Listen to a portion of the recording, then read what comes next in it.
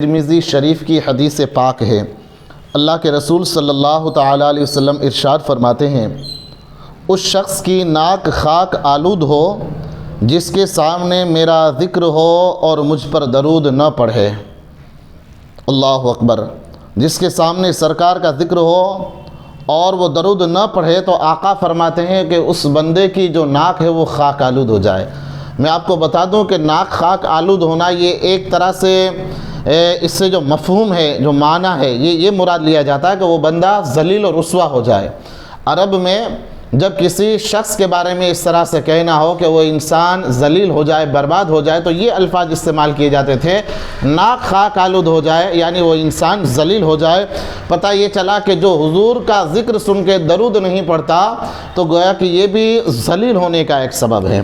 آگے سماعت کرے، اللہ کے رسول صلی اللہ علیہ وسلم نے اسی حدیث پاک میں ارشاد فرمایا، اس شخص کی ناک خاک آلود ہو کہ جس کو رمضان کا مہینہ ملا۔ اللہ اکبر۔ رمضان جیسا عظیم برکتوں رحمتوں والا مبارک مہینہ ملا، آقا فرماتے ہیں، اور وہ اپنی مغفرت کرے بغیر چلا گیا۔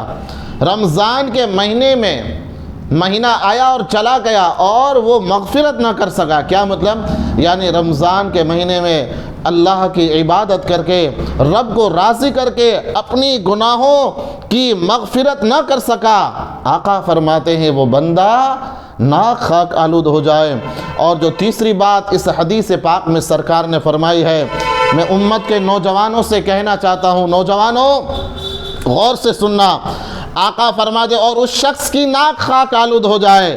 آقا فرماتے ہیں کہ جو اپنے بوڑھے ماں باپ کو پائے اور ان کی خدمت کر کے جنت میں داخل نہ کر سکے، جنت میں داخلہ نہ کر سکے، جنت میں داخل نہ ہوا۔ کیا مطلب؟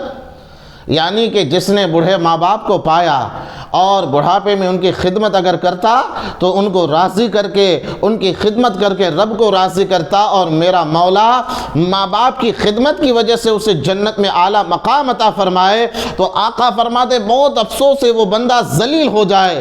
کون؟ کہ جو بوڑھے ماں باپ کو پائے اور ان کی خدمت نہ کر سکا۔ عزیزان گرامی وقار، میں آپ سے عرض کرنا چاہتا ہوں، یقیناً سب سے پہلے اللہ کی عبادت ہے، یقیناً اللہ کی عبادت ہے، لیکن اللہ کی عبادت کے بعد اگر کوئی سب سے زیادہ حقدار اگر کوئی چیز ہے کہ جو ہمارے خدمت کے حقدار ہیں، جن کی ہم خدمت کریں، جن کے ساتھ اچھا سلوک کریں، تو یہ ماں باپ ہے۔ میں امت کے نوجوانوں سے خاص گزارش کرنا چاہتا ہوں، اپنے ماں باپ کا خیال کریں، اپنے ماں باپ کے ساتھ حسن سلوک کریں۔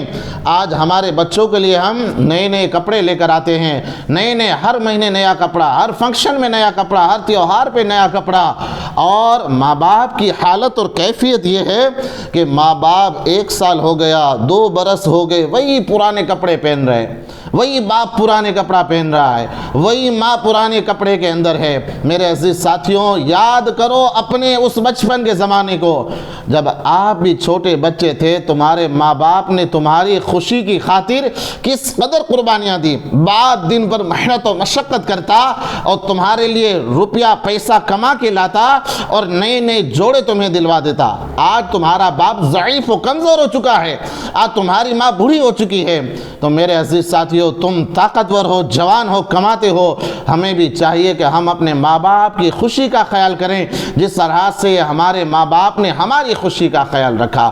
اللہ رب العزت کی بارگاہ میں دعا ہے، مولا کریم ہمیں حضور کی بارگاہ میں بے شمار درود پاک کے نذرانے پیش کرنے کی توفیق عطا فرمائے۔ اللہ تعالی ہم سب کو رمضان کا عظیم مبارک رحمتوں والا مہینہ عطا فرمائے، اور اس مبارک مہینے میں ہم سب کو عبادت اور ریاضت اور رب کو راضی کرنے کی توفیق عطا فرمائے، اور بالخصوص اللہ رب العزت ہم سب کو اپنے ماں باپ کی خدمت کی توفیق عطا فرمائے، ماں باپ کی خدمت کی اللہ ہمیں توفیق عطا فرمائے۔